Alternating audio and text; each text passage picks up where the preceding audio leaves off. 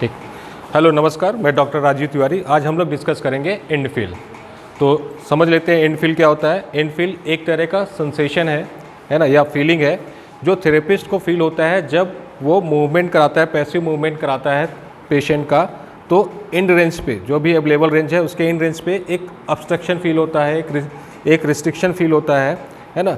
उसी को हम क्या बोलते हैं, इनफील बोलते हैं। इनफील दो तरह का हो सकता है, नॉर्मल इनफील या एबनॉर्मल इनफील। नॉर्मल इनफील जो हमारी अवेलेबल रेंज है उसके इन रेंज पे एक अगर एनाटॉमिकल स्ट्रक्चर की वजह से हमें फील हो रहा है, एक रुकावट फील हो रही है, तो उसको हम क्या बोलेंगे, नॉर्मल इनफील बोलेंगे। ये तीन तरह का हो सकता है, सॉफ्ट इनफील हो सकता है, फॉर्म इनफील हो सकता है और हार्ड इनफील होता है। सॉफ्ट इनफील किस वजह से होगा, जब दो सॉफ्ट टिश्यू का अप्रॉक्सीमेशन होगा। फॉर एग्जांपल जब हम एल्बो फ्लेक्शन करा रहे हैं तो उस टाइम पे anterior surface of the forearm और anterior surface of the arm के बीच में की वजह से, है ना, इन सॉफ्ट टिश्यू की वजह से हमें हो रहा है कि फर्दर मूवमेंट नहीं होगा इसके बाद, और एक हमें स्पॉन्जी फीलिंग हो रही है, इसको हम बोलेंगे सॉफ्ट इनफील। नेक्स्ट है हमारा फॉर्म इनफील। फॉर्म इनफील होगा हमारे मसल स्ट्रेच की वजह से, टेंडन स्ट्रेच की वजह से या लिगामेंट स्ट्रेच की वजह से।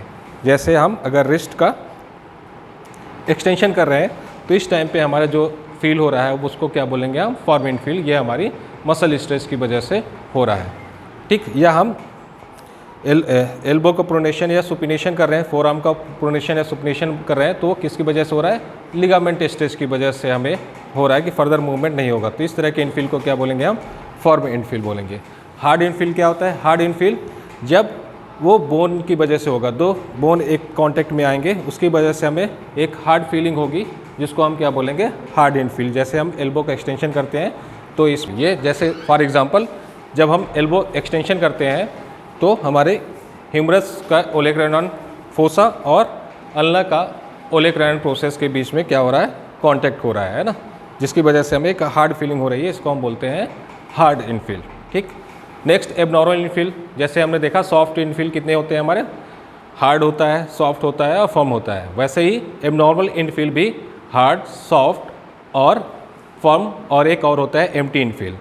इसमें क्या होता है कि नॉर्मल इनफील में क्या होता है कि हमारा जो अवेलेबल रेंज है उसको कंप्लीट कर रहा है, लेकिन एबनॉर्मल तब हो जाएगा जहाँ पे हमें हार्ड फील होनी चाहिए वहाँ पे हार्ड नहीं, सॉफ्ट फील हो रहा है, और जहाँ पे हमें सॉफ्ट फील होना चाहिए वहाँ पे सॉफ्ट ना होकर हार्ड फील हो रहा है, या जहाँ हमें फॉर्म फील होना चाहिए वहाँ पे हार्ड फील हो रहा है, और जो रेंज है उससे कम पहले फील हो रहा है या बाद में फील हो रहा है, तो इसको क्या बोलेंगे, एबनॉर्मल इनफील, ठीक।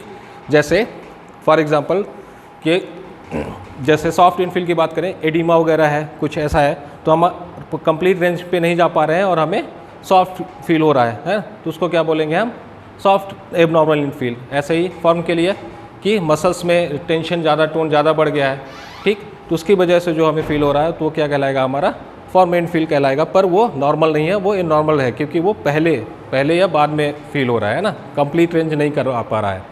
उसके अलावा अगर हम हार्ड इनफील की बात करें तो ओस्टियोआर्थराइटिस के केस हो गया, मायोसाइटिस ओसिफिकेंस के केस हो गया है ना, जिसमें कंप्लीट रेंज हमारी नहीं हो पा रही है। उसके पहले आखिरी हमारा एम्प्टी इनफील। एम्प्टी इनफील मतलब कि अभी कोई एक्यूट इंजरी हुई है ना, बहुत ज़्यादा पेन है, तो हम मूवमेंट ही नहीं कर पा रहे हैं, ठीक, कोई किसी तरह का कोई फील ही नहीं कर पा रहे हैं, है ना। अभी कोई इंजरी हुई, कोई इन्फ्लेमेशन है, तो पेशेंट अलाउ ही नहीं करेगा मूवमेंट करने के लिए, है ना, पेन की वजह से। तो उस तरह की फीलिंग को हम एम्प्टी इनफील बोलते हैं।